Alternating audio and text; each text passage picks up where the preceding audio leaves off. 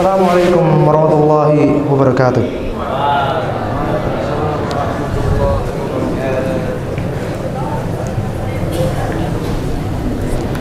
Innal hamdalillah nahmaduhu wa nasta'inuhu wa nastaghfiruh wa na'udzu billahi wa na'udzu billahi min shururi anfusina wa min sayyiati a'malina may yahdihillahu fala mudilla lahu wa may yudlilhu fala hadiya lahu. Asyhadu an la ilaha illallah wahdahu la syarika lah wa asyhadu anna Muhammadan abduhu wa rasuluhu la nabiyya wa la rasulahu ba'da. Qala ta'ala ya ayyuhalladzina amanu taqullaha haqqa tuqatih wa la tamutunna illa wa antum muslimun.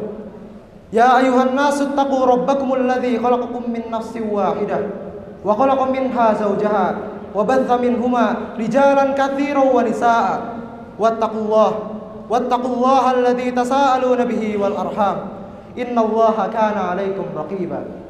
Ya ayyuhalladzina amanu taqullaha wa qulu qawlan sadida yuslih lakum a'malakum wa yaghfir lakum dhunubakum wa may yuti'illaha wa rasulahu faqad faza fawzan 'azima. Fa inna asdaqal kalami kalamullah wa khairul huda Muhammadin sallallahu alaihi wasallam wa syarrul umuri muhdatsatuha fa inna kulla muhdatsatin fid dini bid'ah wa kulla bid'atin dhalalah wa kulla dhalalatin finnar. A'adzani Allah wa iyyakum minan nar. Pertama-tama, khatib mewasiatkan kepada diri khatib pribadi dan juga kepada jamaah-jamaah sekalian untuk selalu berusaha meningkatkan ketakwaan kita kepada Allah Subhanahu wa taala dengan menjalankan apa-apa yang Ia perintahkan serta menjauhi semua larangan-larangannya. Yang demikian akan membuat kita semua mencapai kebahagiaan abadi di surga kelak.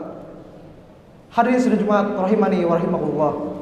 Pada tanggal 11 Jumadil Tsaniyah 130 Hijriah, Bani Abbas berhasil menggulingkan kekuasaan Bani Umayyah sekaligus mengawali berdirinya kerajaan mereka.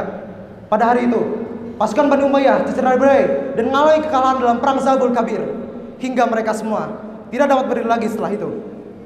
Lalu setelah kekalahan mereka tidak dibiarkan berkeliaran, dikejar dan diburu habis-habisan hingga terjadi sebuah tragedi pembunuhan besar-besaran di kala itu. Hal ini seperti yang ditunjukkan oleh perkataan seorang pujangga bernama Sadif bin Maimun yang seraya mendorong Abu Abbas As-Saffah untuk menghabisi seluruh akar dari Bani Umayyah. Beliau berkata, jangan sampai apa yang kau lihat dari orang tanggung membuatmu terpedaya. Sungguhnya di balik tulang rusuk terdapat penyakit yang menggema. Letakkan pedang dan akal cambuk. Jangan sampai kau melihat seorang pun Bani Umayyah di muka bumi. Selanjutnya, Abu Abbas As-Saffah memerintahkan pamannya Abdullah bin Ali untuk memburu seluruh keturunan Bani Umayyah yang tersisa hingga ke segala penjuru. Yang dengannya, ia berhasil menumpas para tokoh dan pemimpin Bani Umayyah dan seksama dan menumpahkan darah mereka hingga tak tersisa dari kalangan mereka semua kecuali wanita dan anak-anak. Sementara sebagian lain dari mereka berhasil melarikan diri dan sembunyi. Akan tapi perburuan ini tidak berhenti sampai di situ. Abdullah bin Ali menggunakan tipuan untuk memancing para Bani Umayyah yang bersembunyi agar keluar. Beliau pun menyatakan bahwa keponakannya Abu Abbas telah menyesali semua perbuatan yang ia lakukan terhadap Bani Umayyah, sekaligus ingin memberikan jaminan keamanan kepada mereka. Sayangnya, mereka semua tertipu dengan janji palsu ini, sehingga tatkala mereka keluar dari tempat-tempat persembunyian mereka pun dihabisi secara keji. Dan melalui tipuan ini, Abdullah bin Ali berhasil membunuh 70 orang terakhir dari kalangan Bani Umayyah. Hadirin sidang Jumat rahimani wa rahimakumullah jami'an. Mendengar kisah kelam ini membuka sebuah pertanyaan baru. Lantas mengapa Bani Abbas sangat berambisi untuk memburu keturunan Bani Umayyah hingga tak tersisa? Maka demikian, karena Abu Abbas As-Saffah takut akan adanya disintegrasi dari kalangan Bani Umayyah apabila ia menyisakan satu orang pun dari kalangan mereka. Maka ketakutan ini pun benar-benar terjadi. Meskipun perburuan terhadap Bani Umayyah mencapai keberhasilan, akan tetapi perburuan ini masih menyisakan satu orang terakhir dari kalangan Bani Umayyah. Orang itu adalah Abdurrahman bin Muawiyah bin Hisham bin Abdul Malik, atau yang lebih kenal dengan Abdurrahman Ad-Dakhil. Ia adalah satu-satunya keturunan Bani Umayyah yang selamat dari pembantaian Bani Abbas. Saat perburuan terhadap Bani Umayyah sedang berlangsung di Makkah, ia berhasil melarikan diri bersama keluarganya ke arah Sungai Yufrat di Tanah Jazirah. Kemudian ia bersembunyi di sana selama beberapa waktu. Namun karena tekanan yang sangat ketat dari perburuan Bani Abbas, tempat persembunyiannya berhasil diketahui oleh para pasukan pemburu. Maka tatkala mereka sampai di tempat persembunyiannya, ia menceburkan diri dan berenang ke Sungai Yufrat sama adiknya. Sayangnya mereka berdua juga berhasil terkejar oleh para pasukan pemburu saat mereka mulai berenang ke tengah-tengah sungai. Sang adik yang tidak bisa berenang terus dirayu oleh pasukan pemburu dengan janji keamanan palsu mereka, dan mereka pun bersumpah untuk itu. Karena merasa tidak sanggup lagi, Sang adik pun akhirnya memutuskan untuk kembali ke hulu sungai dan menerima janji keamanan mereka. Abdurrahman yang melihat ini menyuruh adiknya untuk berenang karena ia tahu adiknya pasti akan dibunuh jika dia kembali. Tapi sang adik tidak menghiraukan ucapan kakaknya dan bersikeras lalu kembali berenang ke hulu sungai. Dan benarlah, saat sang adik kembali, ia ditangkap dan dibunuh di depan kedua mata Abdurrahman. Abdurrahman yang melihat kejadian ini terus berenang dengan diam tanpa sepatah kata pun, dikarenakan kesedihan yang mendalam atas kematian sang adik. Kini Abdurrahman yang bertekad untuk melarikan diri sejauh-jauhnya dari kezaliman Bani Abbas. Kemudian ia pun melalui sebuah kisah bela diri dan yang panjang dan menakjubkan, di mana ia berhasil melintasi Syam, Mesir, Libya dan Kairuan seorang diri. Hingga pada akhirnya Abdurrahman Ad-Dakhil berhasil masuk ke Andalusia dan mendirikan sebuah kerajaan baru di sana atas nama Bani Umayyah. Dan kerajaan ini menjadi salah satu kekuatan terbesar dari barat pada zaman itu yang dapat menyaingi kekuatan kerajaan Bani Abbas di timur. Hadirin sedaya Jumat rahimani wa rahimakumullah jami'an. Maka dengan sikap adil terhadap peristiwa ini serta pengungkapan terhadap fakta-faktanya, kita mengatakan bahwa Bani Abbas telah melakukan kesalahan yang sangat besar terhadap Bani Umayyah, yaitu dengan melakukan perburuan dan pembantaian terhadap mereka dengan cara-cara yang keji. Jika memanglah orang-orang Umayyah pada zaman itu sudah rusak dan layak untuk digantikan, maka hendaklah mereka digantikan tanpa melakukan pembantaian terhadap mereka, namun dengan mengikuti tuntunan Rasulullah SAW yang penuh kedamaian dan jauh dari bentukan darah. Semoga Allah mengampuni mereka semua. Rasulullah SAW telah mencontoh kata dan mulia saat beliau menaklukkan kota Makkah, yang mana penduduknya telah menyakiti beliau dan para sahabat serta mengusir mereka dari kampung halaman mereka. Dan apa-apa yang telah dikatakan oleh para pemuka-pemuka kekufuran tentang beliau, tapi sungguh telah yang mulia, beliau SAW tetap memasuki kota suci itu dengan penuh kedamaian hati dan mengatakan kepada mereka para pemuka-pemuka kekufuran, pergilah kalian, karena sungguhnya kalian semua adalah orang-orang yang bebas. Maka ini bukan saja karena punya akhlak, namun juga sebuah seni berinteraksi dengan musuh, siasat dan strategi yang sangat jitu. Bisa dibayangkan apa yang terjadi apabila Rasulullah SAW melaksanakan hukuman dan memenggal leher mereka yang memerangi agama Allah selama bertahun-tahun. Tidak dapat dimungkir lagi. Hal itu pasti akan membuat sebuah celah lagi di Makkah, dan penduduknya pasti akan selalu menunggu kesempatan untuk menggulingkan Rasulullah SAW dan memisahkan diri dari agama Islam. Jadi benarlah, siapapun yang berusaha untuk meninggalkan tuntunan Rasulullah SAW, maka tidak ada akibat yang pantas untuknya selain kerugian. Dan seperti itulah sehingga terjadi banyak pertumpahan darah dan pengabaian potensi yang terlalu banyak.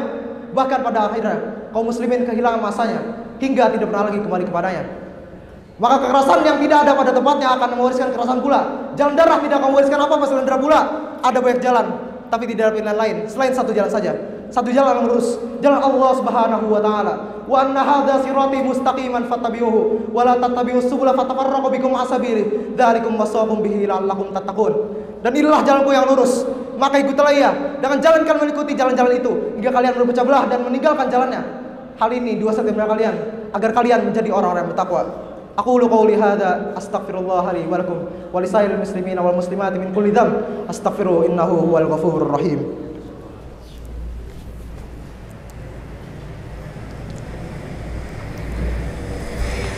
Alhamdulillahi wa kafa wa salawatullah wa salamuhu ala nabiyyinal mustafa wa ala alihi wa ashabihi ahlus sidqi wal wafa.